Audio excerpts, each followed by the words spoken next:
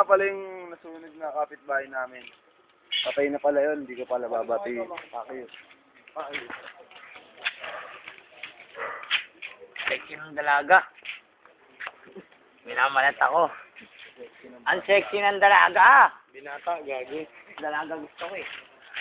Alam nyo, simula nung una pa lang tayong nagkita, marami ng bagay-bagay na nangyari sa buhay ko. Lalo na sa isang taong katulad nito. Halika, dali. Ito, pasok. Ilahin mo nga yun. Ilahin mo. Pasok. Pasok ka. Gano'n. Check. Kagaya nitong taong to, nung nakita ko, pakalat-kalat sa kanya. Tinali ko kaagad para hindi na makawala at inalagaan namin. Ngayon, ito na siya. Lusog na siya. Tapos, nakakakain na siya ng 3 beses sa isang araw. Pero, inalagaan din namin yung ngipin niya. Dati kasi, sobrang napakapangit ng ngipin niya ngayon. Pangitiin mo? Inalagaan na namin sa Colgate. Inalagaan ka na.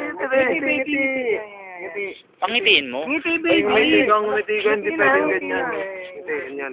Ngiti. Aray! Ngiti, ayaw mo pang ngumiti. Pakita mo yung mukha mo. Tutok mo! Tutok mo to. Yan. Pangiti na namin siya, di ba? Ganun kasi kami mag-alaga. Oh, balitang sex. Post mo na.